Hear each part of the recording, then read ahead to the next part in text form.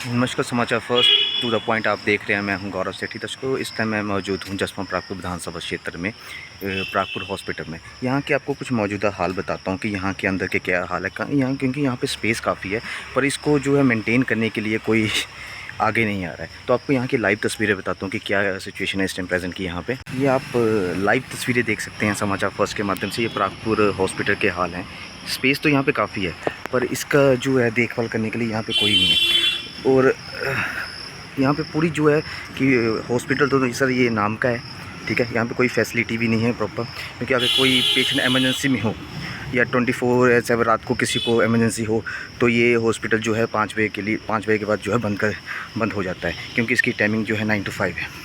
और ना ही यहाँ पे कोई एम्बुलेंस की फैसिलिटी है कि काफ़ी जब एक दो इंसिडेंट्स तो मेरी आंखों के सामने भी हुए हैं यहाँ पे कि जो है पेशेंट जो है ट्रीटमेंट ना मिलने के कारण उनकी जो है मृत्यु हो चुकी है। ये आप लाइव तस्वीरें देख सकते हैं समाचार फर्स्ट के माध्यम से। ये हॉस्पिटल तो सिर्फ नाम का ही, आप सिचुएशन देख सकते हैं इससे प्रेजेंट की कि क्या हाल है इसके। पूरा घास जमा हुआ है यहाँ की, देख सकते हैं कि जालियाँ तक फटी हुई हैं यहाँ की। ये आप लाइव तस्वीरें देख रहे हैं समाचार फर्स्ट के माध्यम से। तो मेरी सरकार से विनती है, कुछ ना कुछ यहाँ पे जो है इसका परमानेंट सोल्यूशन किया जाए और इस हॉस्पिटल को जो है 24/7 किया जाए, और इसको एम्बुलेंस की जो सुविधा भी दी जाए, ताकि जो भी पेशेंट एमरजेंसी में हो उसका इलाज जो यहाँ पे किया जाए। क्योंकि यहाँ पे जो जब भी कोई पेशेंट आता है तो उसको उपचार के लिए या गर्ली हॉस्पिटल जाना पड़ता है या देरा हॉस्पिटल जाना पड़ता है। जब तक वे वहाँ पहुँचने की कंडीशन ना हो तो उसकी दुखद मृत्यु भी रास्ते में हो जाती है। कई इंसिडेंट्स हम देख चुके हैं यहाँ के। पर यहाँ की आप लाइव तस्वीरें देखें, पूरा घास जमा हुआ है यहाँ के। हमारे साथ इस टाइम प्रागपुर हॉस्पिटल के डॉक्टर तरुण जुड़े हैं। तो आइए इनसे बात करते हैं कि क्या यहाँ पे वो फैसिलिटी नहीं है, वो बताएंगे खुद यहाँ पे। सर बताएं सर क्या है। नमस्ते। तो जैसे कि सर ने बताया, मैं डॉक्टर तरुण हूँ, PHC प्रागपुर से। कुछ चीज़ें हैं हमारे पास जो कि बहुत समय से नहीं है। जैसे कि एक क्लास 4 ऑफिसर हमारे पास नहीं है, और वो सारा काम हमें खुद ही डिवाइड करना पड़ता है, हम खुद ही करते हैं। तो इसकी वजह से आसपास की जो अपकीप है वो भी बहुत ख़राब हुई है।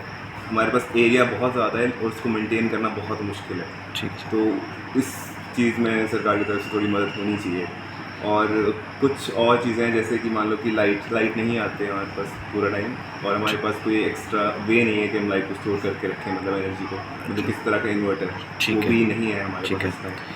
तो हमारी तरफ से कोशिश हो रही है जितना हम कर सकते हैं, और हमारे पास बजट बहुत लिमिटेड रहता है और हमारी आवाज़ ज़्यादा पहुँचती नहीं आती। तो ठीक है। शायद इस माध्यम से लागे। सर पोस्ट कौन कौन सी खाली है यहाँ पे? पोस्ट यहाँ पे एक तो मेन क्लास 4 ही है, ठीक है। और फीमेल हेल्थ सुपरवाइज़र की पोस्ट है, वो भी ये भी खाली है। ठीक है। और वैसे हमारे अंडर 8 सब सेंटर है। हर सब सेंटर में CHO नहीं है। CHO चाहिए होता है सब सेंटर के लिए, हमारे पास नहीं है जी। जिसकी वजह से बाकी CHOs पे डबल ट्रिपल काम हो जाता है, उनको 2-3 सेंटर संभालने पड़ते हैं। ठीक है सर। ये है हम इस तरफ से। ठीक है सर, बहुत बहुत धन्यवाद हमारे साथ जुड़ने के लिए। तो हमारे साथ प्रागपुर व्यापार मंडल के प्रधान दिनेश कौल जी हमारे साथ जुड़े हैं। तो आइए इनसे बात करते हैं कि क्या समस्या है और क्या डिमांड ये रखते हैं। सर बताएं सर, क्या समस्या आ रही है आपको हॉस्पिटल की तरफ से? गौरव जी आपका धन्यवाद। गौरव जी, आप एक बहुत ही अहम मुद्दा लेके हमारे पास आए हैं, और ये जो इसके लिए हम आज से नहीं, लास्ट पिछले 10 साल से हम बराबर यही मांग कर रहे हैं कि हमें हमारे इस एरिया में बहुत ही निम्न वर्ग के लोग बहुत रहते हैं, जिनके पास बाहर इलाज कराना जिनके लिए नामुमकिन है, जिनके लिए छोटे छोटे टेस्ट, जैसे हमारा टाइफाइड का हो गया, शुगर का हो गया, जबकि आज के डेट में शुगर की इतनी बीमारियां हैं तो लोग इससे ग्रस्त हो जा रहे हैं। तो उनके पास वो सुविधा नहीं होने के कारण वो बिल्कुल डिले करते जाते हैं, अच्छा करवा लेंगे। तो मेन आज प्रागपुर में सब कुछ है, लेकिन एक प्रागपुर में रहने वाले नागरिक को एक मेडिकल सुविधा नहीं है। और ये इतना बड़ा यहाँ पे मैक्सिमम अगर पीछे नज़र लगाई जाए तो बहुत से हमारे ऐसे चेहरे जो थे वो फौरन मौके पे एकदम, जिनको इलाज नहीं मिल सका, जिनको ट्रीटमेंट नहीं मिल सका, जिसके कारण उनको अपनी जान से हाथ धोना पड़ा, और वो लोग आज संसार छोड़ चुके हैं। मैं पिछले थोड़ा सा पीछे लेके जाऊंगा, 85, 84, 85, 86 के दशक में, जब हमारे इसी हॉस्पिटल में एक एम्बुलेंस हुआ करती थी, एक लेबर रूम हुआ करता था, यहाँ पे छोटी एक माइनर OT थी। तो हम कह रहे हैं कि हम चांद पे पहुंच गए हैं, हमने बड़ी तरक्की कर ली है। लेकिन मैं ये मतलब बड़ा कहते हुए मुझे दुख हो रहा है कि 80 के दशक में जिनके पास अपने नगर में, अपने गांव में, अपने सराउंडिंग एरियाज़ के लिए इतना सब कुछ अगर था, तो आज वो सुविधाएं कहाँ चली गई। हमें तो आगे बढ़ना चाहिए था। तो आज तक हम कहते रहे, आज भी मेरा गौरव जी आपके माध्यम से मैं सरकार के पास और स्पेशली मैं अपने माननीय मुख्यमंत्री सुक्खू जी से ये मेरी विनम्र पूरे गांव वासियों की तरफ से, और मैं ये निवेदन करता हूं कि कृपा करके आप बहुत मतलब तरक्की कर रहे हैं देहरा में, आपने बहुत कुछ मतलब लोगों को नया एक किस्म का उनको जीवन दान मिला है। तो हम आपसे एक यही मांगते हैं कि पहले तो ये कहते थे कि हमारे हॉस्पिटल की जगह उसके नाम पे नहीं है, अब तो ये जगह भी हॉस्पिटल के नाम हो चुकी है। तो कृपा करके स्पेस होने के बावजूद भी, सब कुछ होने के बावजूद, स्पेस भी है, जगह भी है, लेकिन एक फैसिलिटीज़ नहीं होने के कारण या प्रॉपर स्टाफ नहीं होने के कारण ये अस्पताल जो है शाम को 4:30 बजे 5 बजे जैसे ही बंद होता है, उसके बाद तो ये वीरान लगता है। अगर शाम को 5 बजे के बाद किसी को कोई दिक्कत आ जाए तो उसको देहरा चले जाएंगे, देहरा से उसको गरीब आदमी है, उसको आगे से आगे एक ड्रिप लगवाने के लिए, एक उसको डायसेंट्री लग जाती है, एक उसको कुत्ता काटता है, इंजेक्शन लगाने के लिए प्रागपुर के लोगों को देहरा और गरली भागना पड़ता है।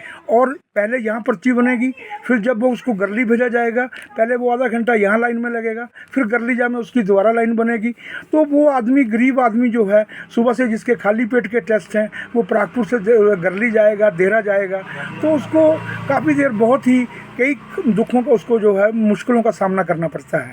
तो मैं ज़्यादा ना बोलता हुआ कि मैं यही एक निवेदन करता हूं कि मेरा माननीय मुख्यमंत्री जी से यही मेरा निवेदन है कि इस हॉस्पिटल में प्रॉपर स्टाफ दिया जाए, यहाँ पे 24/7 इसको जो है खुलवाने की इसको प्रक्रिया की जाए, ताकि रात को शाम को भी कोई हमारी माँ बहन अगर जिसकी डिलीवरी है उसको कोई दिक्कत या प्रॉब्लम आती है तो उसको रात को कहीं भागना ना पड़े। उसको उसके घर के गार्डन को वो देहरा लेके जाते हैं जिसके पास गाड़ी के पैसे तक नहीं है। तो ये सारी इन चीज़ों को मद्देनज़र रखते हुए तो मैं ये निवेदन करता हूँ कि इसके बारे में सरकार कोई ज़रूरी कदम जो है उठाए और हम लोगों को ये फैसिलिटी, ये जो है मोहरे में मूलभूत सुविधा जो है वो हमें मिले।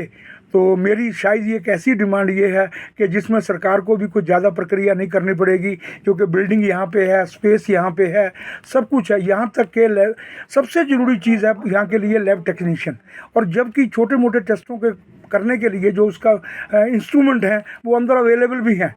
तो मैं ये चाहता हूँ कि इसके लिए सबसे बड़ी जल्दी यहाँ पे लैब टेक्नीशियन और इसको 24/7 के हिसाब से अस्पताल को खोलने की प्रक्रिया बनाई जाए, ताकि यहाँ का नागरिक, यहाँ का गांववासी, हर आदमी जो है इस सुविधा का आनंद ले सके।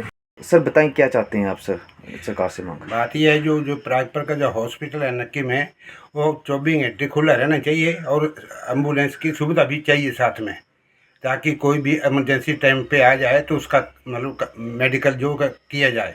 मेरी मांग है कि जो प्रागपुर हॉस्पिटल है इसको अपग्रेड किया जाए, जो भी भूमि संबंधी विवाद है इसको शीघ्र सुलझाने की कोशिश की जाए, ताकि यहाँ पर लोगों को रात में इमरजेंसी की सुविधा प्राप्त हो सके।